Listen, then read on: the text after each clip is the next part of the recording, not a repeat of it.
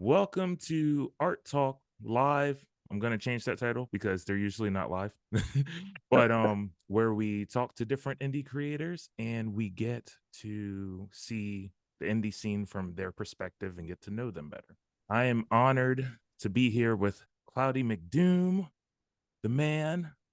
I've been a huge fan of yours ever since the algorithm. Oh, and I When I appreciate saw it. that Yeah, video, I found it so hilarious with summoning the thought.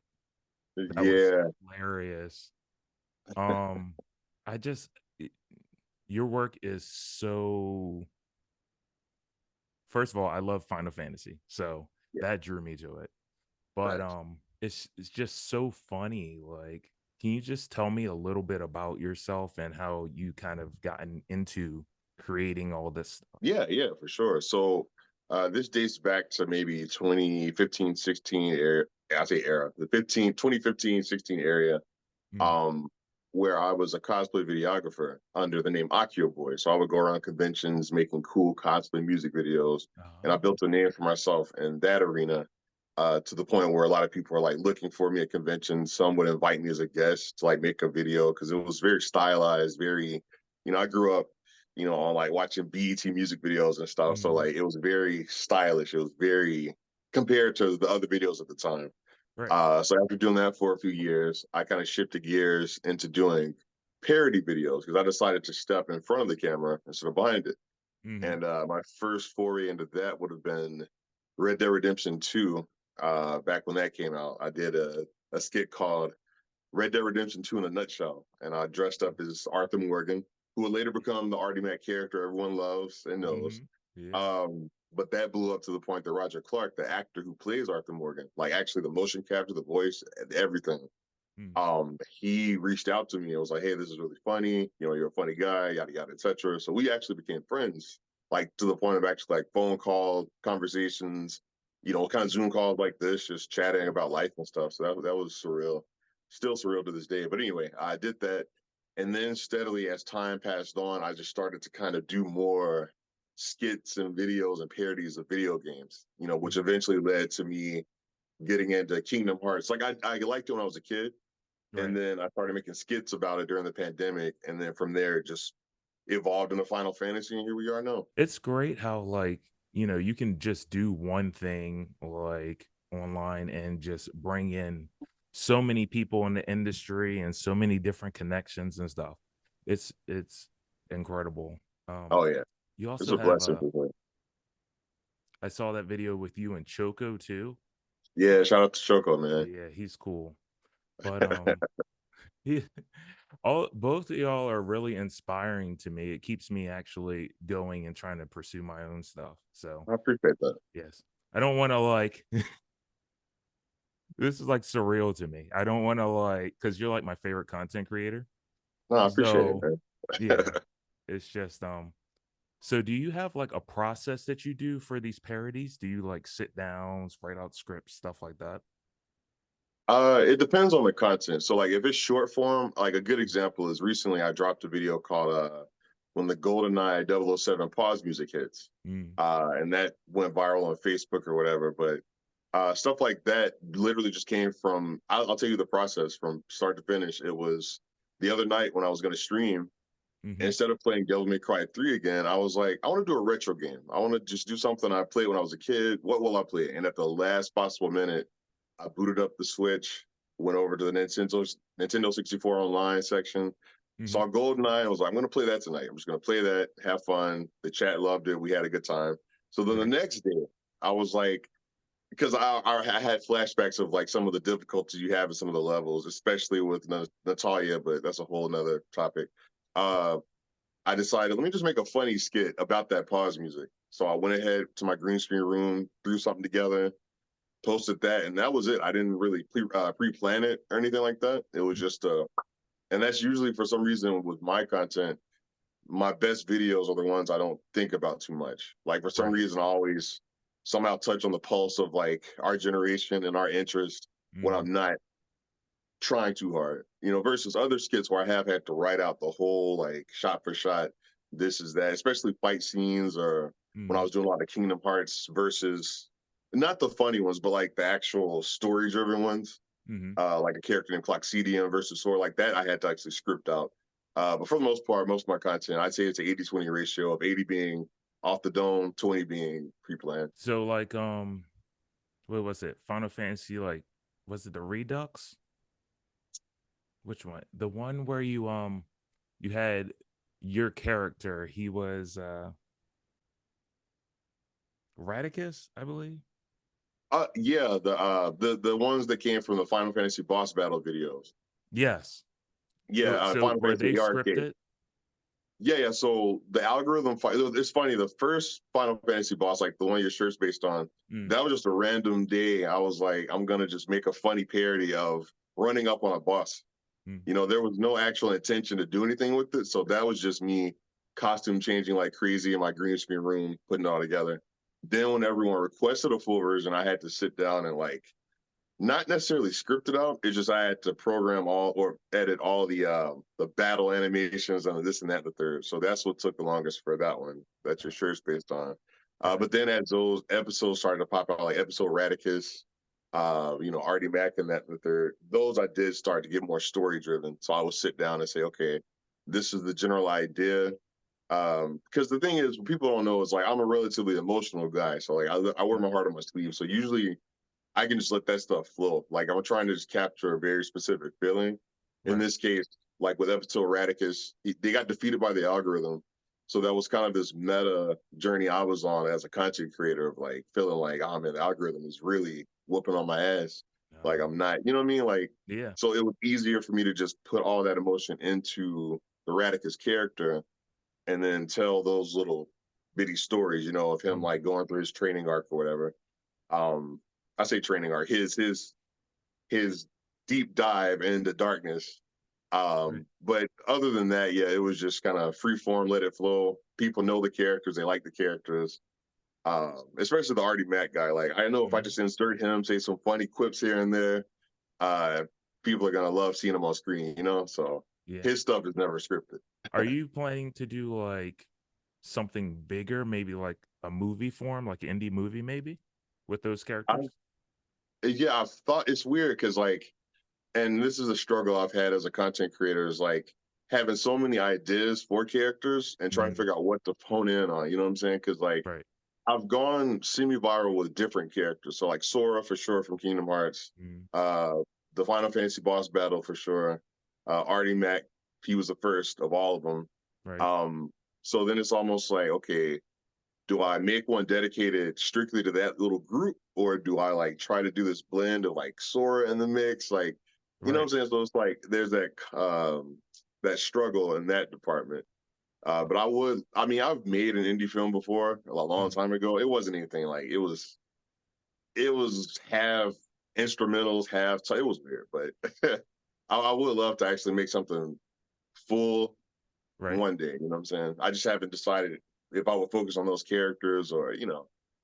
Gotcha. I mean, it's nice to you like you were trying to downplay like your first indie film, but at the same time, it's like you're getting it out there. You know what I mean? So it's like there's so Yeah, many people that just sit on the ideas, but it's like it seemed like you were just like you just had to do it. And I think that's really inspiring and great for everybody. It seems like you create stuff like rather quickly, oh yeah, and a lot of people just sit on ideas and they never get anywhere. But it's right. like they have kind of like self-confidence issues about putting their stuff out there and stuff like that. And Yeah, it's like, that's yeah. I'm sorry, go ahead. No, obviously you're absolutely on the money with that. It's half the battle as a content creator is getting over yourself and actually having the self discipline to say, okay, I've got to work on this stuff today. I've got to, create this. Because like even with me now, it's like I want to do longer videos, especially for YouTube. Like that's the Mhm. format they prefer are longer videos. Right. It's just for me now, it's like, and it might just be that dopamine rush you get from just throwing something out quick and then it Mhm. like does numbers. For me specifically, but like I am trying to shift gears and get back into that long form content. It's just I'm a story kind of guy, so like I like to sit down and if I'm gonna do something like long form, I like to actually sit and plot it out. If it's just my skits and stuff, like the quick things, I can Mhm. just not think about it and do it. So that's one thing I'm trying to get better about this year. It's like, all right, let me actually make something with a start and with an A to Z and an actual plot and an idea that I can keep, building on. Because I think that's Right. what everyone liked about the Final Fantasy boss battle series, actually. Like, Mhm. because it went from just being a silly little standalone to like, oh wait, they fought the algorithm, lost. Radicus went on his little 3-part journey. Right. We've seen Artie Mac do some stuff. I didn't do a Kitty Man standalone, but I mean, he's there, he's chilling. But I did like little skits with those characters, so it's Right. like the whole premise was they're leveling up to beat the algorithm, which Gotcha. eventually led to that part 3, the finale of it that everyone saw. So like, that's the kind of mindset I got to get into, like writing something out and making it a full, thing. Yeah, I guess that might be an algorithm thing too now. It's like I've noticed that a lot of content creators are doing more long form stuff that's like 15, 20, 30 minutes long and stuff like that Yeah. now, instead of doing as many shorts. Like I guess what they're doing is taking their long form content and using something like Opus Clips or something, and making that their short form stuff to help them out. And there's also that trend right now. Well, I say right now, it's been here of like everyone doing a podcast, Hmm. like a lot of podcasts. So I think with That's where those, we're at right now.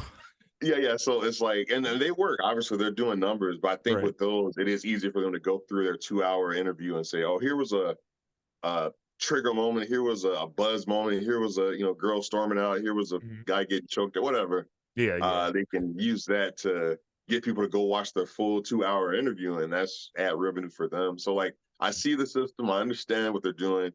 So I can't knock it. I Right, can't right. knock it. Mm. I think so. We started the end of last year called Indie Synergy Exchange, and it's me Yeah, and my friends, and we just talk to different indie creators. And it feels like, yes, we get those clips, but at the same time, it's great to, I feel like, get perspective from someone else that's just not us. You know what I mean? On like different things. So that's right. that. Now, granted, there are a lot of stuff that's just like entertainment value. They just do stuff to trigger people to make them have a big old reaction because they're trying to Oh yeah, get the money. that's But it's like, that's the name of the game. yeah.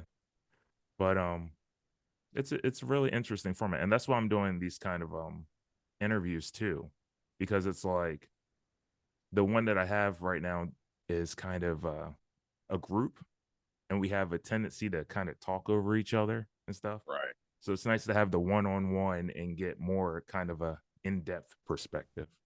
For Yeah. sure. For sure. Yeah. But anyway, moving along for me. Do you have like a kind of system as to go viral now? It seems like you've kind of figured it out, like a lot of your videos, they just pop off. Yeah, I know. Just based on studying my own stuff, Mm, whenever I'm still gotta figure out what this formula is. But whenever I'm in like a costume, mm, whenever I'm either doing something video game based, that goes off a lot more than if I just do a silly skit like in my backyard. Like for example, I did one recently called "When You're the Ugly Friend," just something silly on my back porch, just right. goofing around. And had Artie Mac in there, like he was just transplanted in that world for no reason. So that one, like funny as it was to people, like it didn't like spread like wildfire compared Uh, to one I did for GTA Vice City a couple weeks ago, where I'm like dancing in the Malibu club. mm, Like I inserted myself in the scene or whatever. I think people expect that of me because I've done that so much. It's like, okay, we want to see Cloudie self-insert into something we remember, uh, and we'll vibe with that. yeah, yeah. But I'd have to go through and really like calculate all my like hits and misses. But I Mm, think that's the general consensus of like, okay, he's in some kind of funny video game parody. We dig it. Like gotcha. a good example, I did a fairy. It was a Zelda fairy thing where the Great Fairy has that crazy cackle, that laugh, that Mm, or whatever. mm, And I had myself in there as Link, watching her laugh over and over. And I guess people could relate to that because I'm right. like right there in the game. So Yeah. that might be my formula, you know? Like I Yeah. have to keep testing it, but I think that's safe to say that's the formula for me. Now, do you find like you're kind of locked into that a lot in order to get people to come to your stuff? Or do you think like it's just a matter of, I don't know, like Uh, I would, that's a good that's the question. question. Do you think you feel like you're locked in because of that to get the popularity? Honestly, and I mean, part of me does, but that's not a bad thing because you got to remember Right. the first impressions are kind of everything in the sense of Mhm. if people are used to seeing you do a certain thing or a certain niche content, that's almost what they're geared for. They're like if I came out with a Artie Mac, Radicus, Kitty Man, something, something, even if Mhm. it was a skit of them just doing something random, people would tune in because, oh, okay, he's in his costumes. There's these three characters we know and love.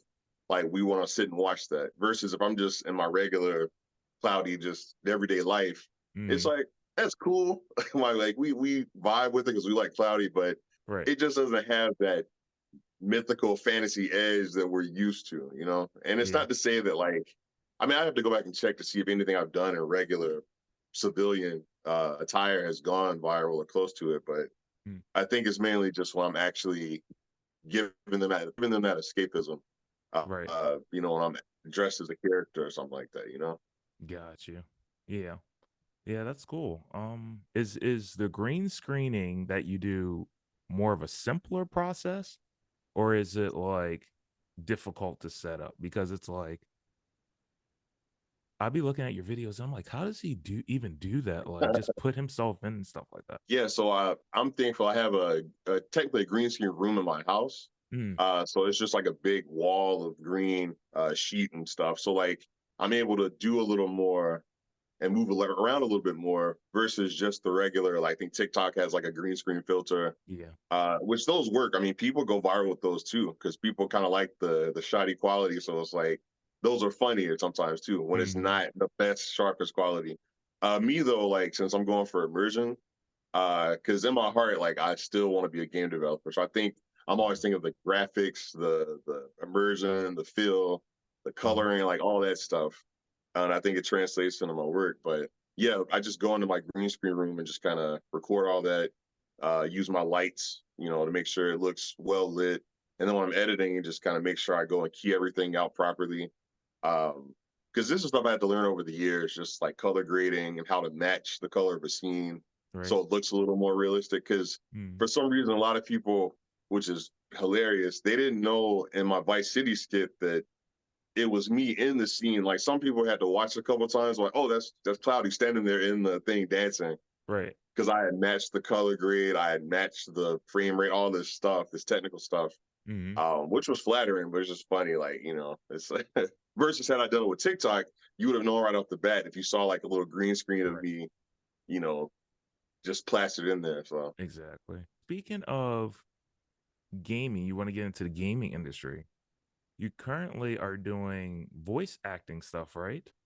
yeah, I'm breaking into that world now. Like I've landed two small gigs so far, so that's pretty cool. Like little indie projects. That's So crazy. that's awesome. Yeah, that's crazy. How did you get involved with them? Well, so I made a reel before 2024 ended. Like I posted it, pinned it to my Twitter page or Twitter Undead, Mm, and I just kind of shot for the stars and put it out there. And then people hit me up were like, "Hey, would you audition for this character, audition for that character?" So I did, and yeah, like I've gotten a couple roles from that. So that's you know, and, crazy. and for me, it's like since it's the journey, I'm just now starting. I'm not expecting any massive roles because I'm new. Right. You know what I'm saying? Like there's seasoned people, and I feel like that wouldn't be fair to them either. Like there are seasoned people who have been training at this for a long time. Mm, Uh, you know, who are already kind of in line for that kind of stuff. So like, I'm just kind of getting in where I fit in. I put right. my voice out there. Even my reel, like I got some feedback from actual voice actor friends, and they're like, you know, your reel's a little too long, so you might want to like condense it down. Well, okay, that makes sense. Right. So like obviously over time, I'll get better, make a better reel, shop that around some more, and just see where it takes me. You know. Hmm. That's cool. What fueled you to get into that part of like Do you want to do like gaming voice acting too? Like if you can That get would into be that? Yeah, that would actually be the dream. Like if I voiced in a game and then someone's streaming it and they hear me like, even if I'm just an NPC, like just they hear me Mm, in the game, like that'd be a cool feeling. And since I've grown up as a gamer my whole life, it's like it's the natural progression. You know, it's right. like it's a natural, like it makes the most sense. And plus, when Right. I'm just talking on stream, a lot of people will ask like, "Hey, do you do voice acting? Are you going to get into voice acting? You know, whatever, whatever." Because I've been told I have a decent voice, you know, just in terms of Yeah, talking man. or whatever. It's so like I've been trying to take these little things people tell me and like apply them to things I want to try. Hey, what's up, everybody? Thanks for watching the video so far. Before I let you get back into it, just wanted to let you know, freyfisher.com, I got books that I've created, I've got games that I've made, and I would appreciate you going over there and checking it out when you get a chance. Maybe buy yourself something. Yes. So, freyfisher.com. All right, now let's get back to the interview. That that raises a question. Do you think your career is more like what you want to do with your life is more driven by what your fans want, or is it more something that you want and you're hoping the fans come? I'd say it's a healthy blend because Mm, I've always kind of had the mentality of like I'm gonna do me and right. put it out there. And even if people are like, "Oh, this is weird," or "I don't care for it," chances are, if I like it or it resonated with me as a kid, Hmm. I'm going balls to the wall all the way with it. You know what I'm saying? Like Right. even when I blew up with the Kingdom Hearts stuff during the pandemic, like right at the beginning of the pandemic. If anyone ever checked Cloudy McDoom's content creator history, it's like me doing the Sora walk and the Sora Keyblade stuff. No one asked for that. Like no Right. one was like, "You should make Kingdom Hearts content." It was literally um, some stuff had gone down, which I won't go into detail, but some drama had gone down with the convention I was kind of cool with, and then they had some questionable people disrespecting me. I got mad. We had a falling out anyway. So I was kind of coming off the tail end of that, the pandemic starting, Right. and I went to my girlfriend's job, shout out to Panadonia, and I had to get some convention boxes because we had just been there that weekend. I had to Mm, get those out of her car to take home. There was a Keyblade in there. And I got home and I was just kind of like, I'm gonna go swing this around in the backyard. Like that yeah. was literally the only thought I had. There was no anything. And I remember I had a cheap wig I bought from like the thrift store one time just for Mm, fun. Threw that on, threw on a red jacket, went out in the yard and just started going crazy with it. And then that went viral, like hella viral. Like right. people messaging me that I don't even talk too much, like, "Hey, is this you and this a random website?" And this, like it was, so that was like, I don't know. Anyway, so point being, to go back to your initial question, Mm, is because no one told me to do the Sora thing. That was just me thinking. I remember Kingdom Hearts. right. Oh, I remember how Sora used to walk. I remember how he used to fight. That was funny to me. I'm gonna make it. Right. Mm, And then, because even if it went out and people were like, "This is the dumbest thing I've ever seen," it would have been funny to me still. yeah. Yeah. So. That's cool, man. Um, do you go to different conventions as Cloudy? Like, do you get a table, or do you like? I think I seen a video of you doing speeches too, right? Like you got a panel. Yeah, yeah, yeah. I've guested at a couple of conventions, not all of them, obviously, but Mm, every now and again, someone's like, "Hey, Claudia, will you come and be a guest, have a table, do a panel, etc." MomoCon was my biggest one to date because that might be what you saw. I was probably dressed like Cloud Strife, talking on the microphone. yes, Um, I think there was a like you had like a guy in the audience and he like fell asleep and you like beat him up or something. Yeah, so I had fun. So it was a 2-day panel. So the first day Mm, was me premiering Final Fantasy Boss Part 3, the finale, because mm, everyone had been waiting for it. So I let people watch that in real time before I put it on the internet the week later. And then the next day, that Sunday, it's a chill day. mm, So some of the people still came back. So I was like, hey, let's do a funny interactive skit. I was just like, right. I'm gonna have you guys involved in how I do my skits. So I was recording everybody. I was like, are you gonna be falling asleep during my thing? You're gonna be acting disrespectful to the old guy who was in the back. Mm, So just that was us just making a skit together. But that's what you saw. It was like a me giving a presentation, but it was a skit essentially. right. But yeah, that was MomoCon. Nice. What kind of content do you do for your panels, like motivational speeches or anything like that? It's a hybrid. Mm. Like I said, that Saturday was majority of it was like me introducing myself to people who might not know me all that well. I mean, most Mm. everyone in there knew who I was because they were in Right. there. Mm. Because that Saturday was packed. It was a packed room. That was really cool. Um, so I did the first half showing some old skits I had done, you Mm. know, and then I shifted to the not Kingdom Hearts, the Final Fantasy Boss Part 3. And then after that, I kind of had a Q&A and just let people ask questions similar Right. to this, Mm. gave them some advice, just kind of talked in general from the heart, what it's like being a content creator, the ups and downs, Yeah. you know, the curveballs, things like that. So pretty free form near the end. Gotcha. What advice would you give uh people who are, like we were talking about earlier, are kind of scared to put their stuff out there and go for it? Definitely have thick skin, depending on how like popular you get online or whatever. But definitely have thick skin because like I've done this for years, and you always have a series of comments that are either roasting you or like saying, "Oh, this is trash," this is blah blah blah. Yep. But you also have to remember, even bad publicity is still publicity. Yes, What's sir. the saying? It's like bad publicity is good publicity or something. I don't know. Bad phrase. You know what I'm talking Yeah, something like about? that. Yeah, it's something in that ballpark. Yep. Just kind of know that you're not going to please everybody. Know that not everyone's going to like what you're doing. But honestly, it's as cliche as it sounds. Like if you're your biggest fan, even on Mhm. days where you're like feeling down or like not really like feeling like your usual, like, oh man, I'm peppy. This and like, you Right. still have to be your biggest fan, especially on those days. Cause I've had to pick myself up many a time, especially if I'm depressed or like I just don't have the heart for it.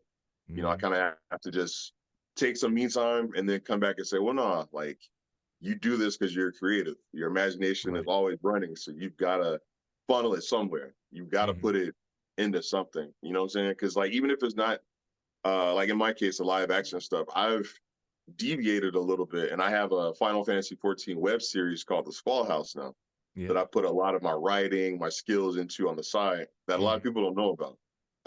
Because I have like a whole Cloudy XIV platform. You know what I'm saying? All right. Like that. I Yeah, yeah, actually yeah. didn't know about that. Yes. Yeah, exactly. It's pretty obscure.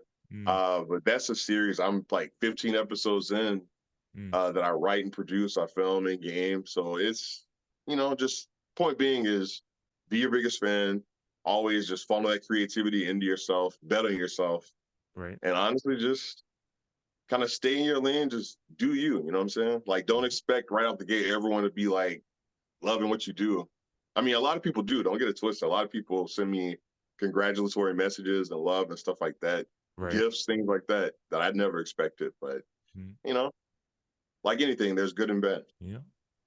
All right, man. I'm gonna let you go. I know you're a busy person. Just tell us where you can be found and all your social information. Yeah, sure. At Cloudy McDoom,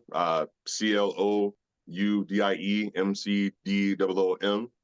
Mm. I'm on Instagram, Twitter Undead, YouTube, Twitch, TikTok. I call it TikTok, it's TikTok.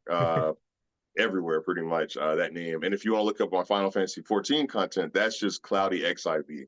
So the same XIV. CLOUDIEXIV. I'm only on YouTube, TikTok, and Twitter Undead with that one though. So that's the gist of that one. All right. But yeah, Thank you so much. You have no idea. Like, I man. I got nervous as crap. I ain't gonna lie. But I really appreciate you taking time to talk to me. Like I said, I'm trying to grow my channel and do something a little bit different from like just art content and stuff like that. I Right. want to kind of get more perspective of different indie creators. So Yeah, yeah. you're my favorite indie creator, and I appreciate this so much. You have no idea how like this is like, kind of like a dream come true for me. No, I So really appreciate that. Like yeah, I'm man. dark skinned, so I can't blush, but I feel it. I feel the blushing. I appreciate it, man. Yeah, man. So I'll continue to support you, watch your stuff. Like you're doing a really good job, man. No, thank you, bro. And good luck to you too as well, man. Like never give up. Like I said, Yeah. just keep at it. Yep. Thank you. All right. So that is the conclusion. Thank you everybody for tuning in when you tune in. And we'll see you later. All right, take it easy. Thank you.